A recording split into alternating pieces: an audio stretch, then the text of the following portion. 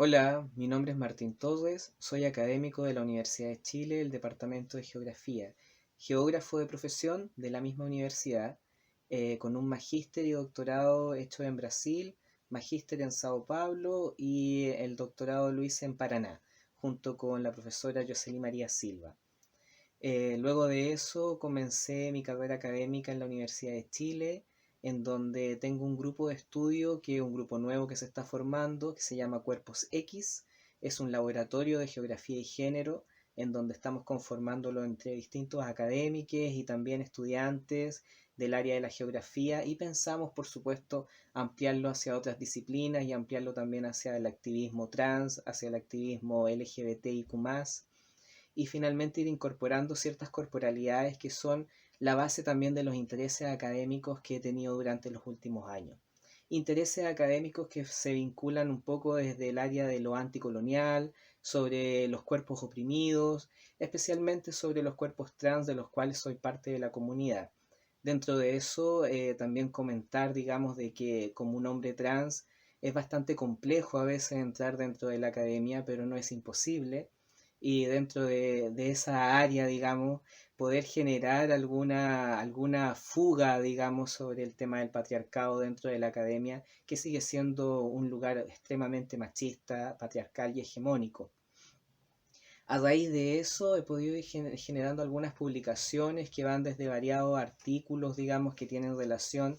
con el cuerpo, relación, por ejemplo, también mucho con los cuerpos en cárcel, en donde tengo algunas publicaciones en algunas revistas internacionales donde se habla sobre mujeres trans en cárceles. Ahora luego también voy a publicar algunas cosas sobre temas de masculinidad trans, y un libro que publiqué, que lo tengo aquí, también, que es sobre las vivencias de sujetos trans en el espacio urbano, y cómo finalmente esa tensión entre el cuerpo, esa tensión entre lo no hegemónico va generando una problemática, digamos, en el espacio, especialmente el urbano, que eso no quiere decir que en el espacio rural no exista, digamos, una problemática, sino que finalmente dentro de lo que nos vinculamos en la geografía, hablo bastante sobre más lo urbano, en donde se va tejiendo, digamos, una relación bastante compleja a veces con las corporalidades.